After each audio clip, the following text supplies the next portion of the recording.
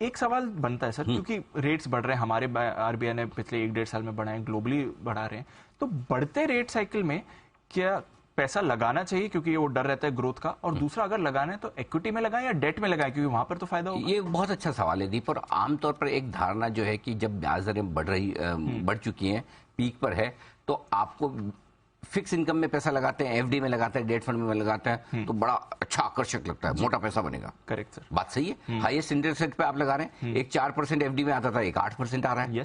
है ना? तो ज्यादा है। लेकिन इस आम धारणा के विपरीत मैं आपको एक चीज समझाना चाहता हूं, और एक आपको वो बताना चाहता हूं, एक ग्राफिक्स के जरिए। एक ब्याज दरें बढ़ने और घटने का एक साइकिल होता है जी। वो साइकिल मैं आपके सामने रखूंगा। साइकिल कैसे होता है? ब्याज दरें बढ़ रही है, जो अभी वाला मामला है, बढ़ रही है। लास्ट हाइक मतलब चाहे फेड की हो चाहे हमारी हो, समझो हमारी लास्ट हाइक की बात करते हैं, आरबीआई हो सकता है एक आध बार और बढ़ाए। एक आध बार बढ़ाने के बाद क्या करेगा? पोज, रुक जाएगा कि भाई अब हमें कुछ नहीं करना। उसके बाद देखेगा महंगाई काबू में आ रही है, ग्लोबली माहौल ठीक हो रहा है, अब ब्याज दरें घटाना शुरू करते हैं। घटाते जाएंगे और उसके बाद क्या करेंगे? पोज, फिर से रुकेंगे। थोड़ा टाइम वो पीरियड रहेगा जहां न बढ़ेगी न घटेगी, और उसके बाद जब उन्हें लगता है कि अरे अब फिर से बढ़ाने का टाइम आ गया। ये तो पूरा साइकिल है ना? Yes sir.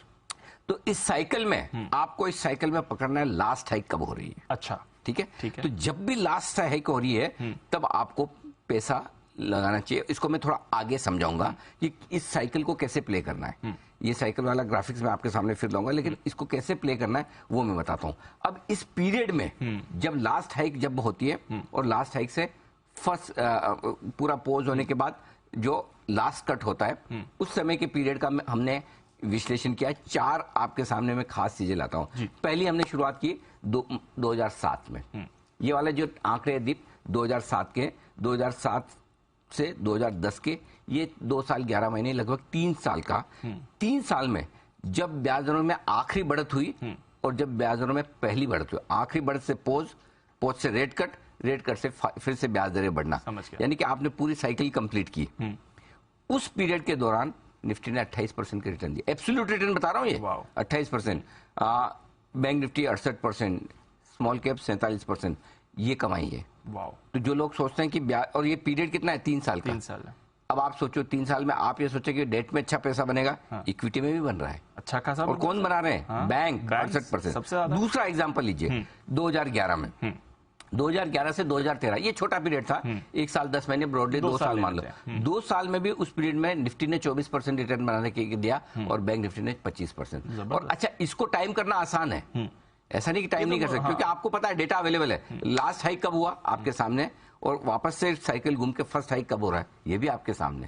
तो आपको डेटा भी आपके सामने, ऐसा नहीं कि इसके लिए कोई रॉकेट साइंस चाहिए, किसी एक हर किसी के पास नहीं, हर किसी के पास ये डेटा मिल जाएगा। तो बेसिकली आप कह रहे हैं कि जब ऐसा दिखे कि रेट हाइक्स अब और नहीं होंगे, तब पैसा लगाना शुरू कर दे। एग्जैक्टली।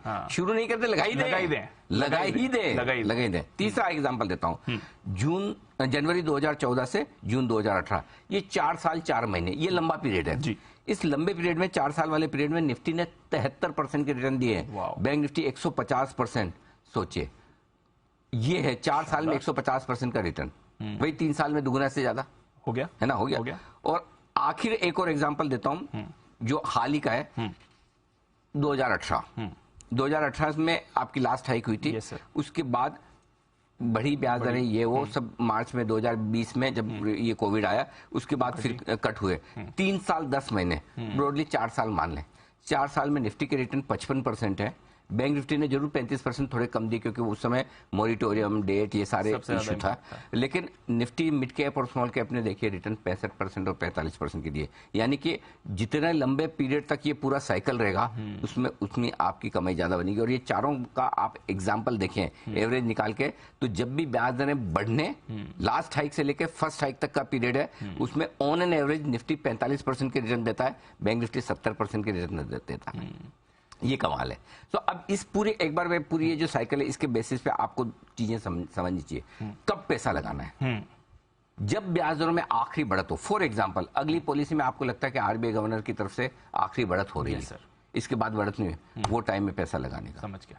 जैसे बढ़त रुक गई, उसके बाद पोज वाला टाइम आएगा, आराम, तब भी आपको पैसा लगाना है, और अगर लगा लिया तो होल्ड करना है। ठीक है। ठीक है, उसके बाद क्या होगा, ब्याज दरें घटना शुरू हो जाएंगी।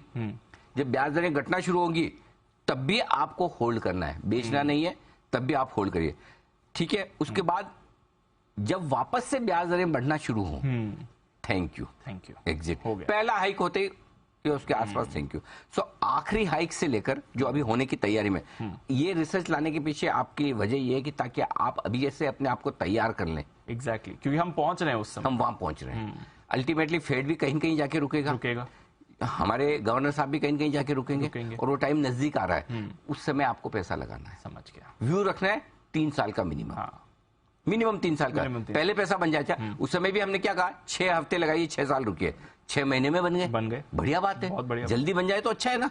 तो ये साइकिल आप समझ लीजिए, और ब्याज दरों में जो आखिरी बढ़ते हैं वहां खरीदिए, पोज वाले पीरियड में आराम से पोर्टफोलियो बनाइए। अगले 2-3 महीने 4 महीने समझो न ब्याज दरें बढ़ेंगी न घटेगी, पोज रहेगा, वहां पर आप आराम से पोर्टफोलियो बनाइए, और जैसे कट होना शुरू हो, लाइफ एंजॉय करने का वक्त आ रहा है आपका। समझ गया।